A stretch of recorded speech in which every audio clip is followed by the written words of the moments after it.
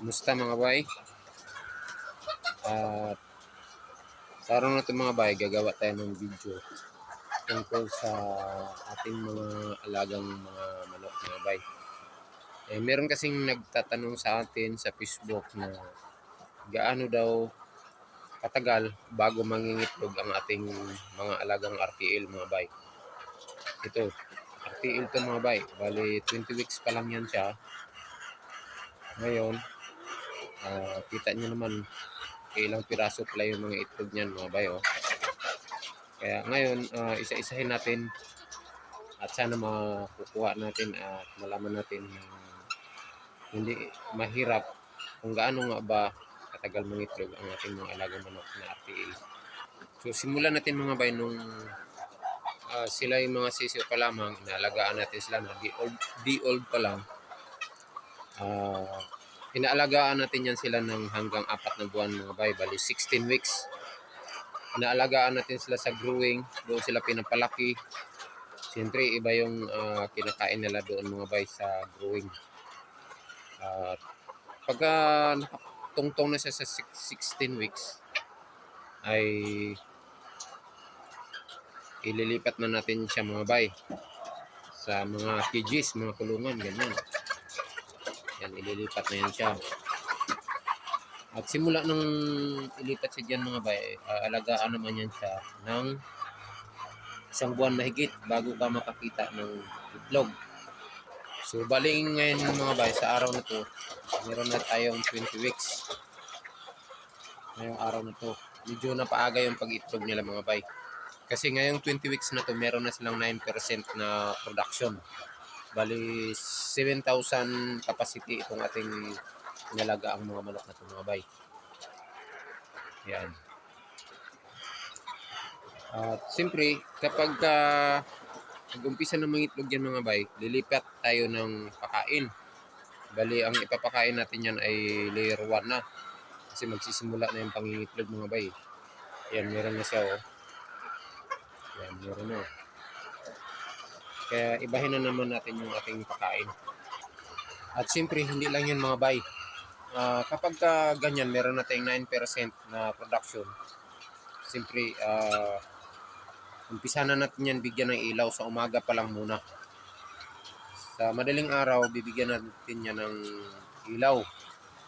Kasi nung sila 16 weeks pa lang nanilipat natin, hanggang 20 weeks wala pang ilaw. So ngayon, bibigyan na natin siya ng ilaw sa madaling araw. Simula, alam mo, magsindi ka na alas 4, patayin mo na ng umaga. At pagkatapos nun mga bay, 1 week naman, basta kada 1 week, mag-a-adjust tayo ng ilaw niyan. Sa 1 week naman, halimbawa, ngayong araw na to, Friday, next Friday, magdagdag ka na naman ng ilaw nun sa gabi naman, 30 minutes. Basta tuwing linggo, 30 minutes ang ating dinadagdag niyan mga bay, hanggang sa mag-peak. At yun mga bay. Tapos pag nag-peak na yan mga bay, asahan natin yung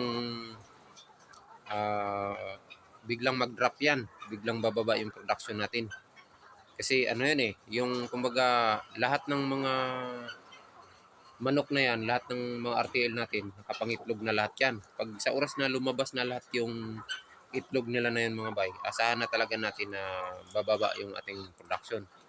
So doon naman, naghahanda na tayo ng pang-booster. Kailangan, wag siyang hayaan na lumala yung kanyang pagbagsak. Dapat nakaabang na tayo ng bakuna. Kailangan patakan yan. Tapos i-antibiotic natin yan. Kasi kung hindi, tutubuan ng tutubuan na ng mga bukol-bukol yan. Doon magsisimula yan. Tutubuan, magkakasipon na yung mga manok natin yan. Kaya dapat pagka unang linggo ng pag-drop niya, dapat unang linggo pa lang, mapansin mo na yan. Kasi babagsak talaga yan, bababa yung production. Doon na tayo mag-apply ng bakuna, tapos antibiotic. So sana mga bay, nakatulong sa atin yung video na to. Doon sa nagtanong sa atin sa Facebook, gaano ba katagal nangingitlog ang mga RTL simula nung ilipat sila sa kulungan.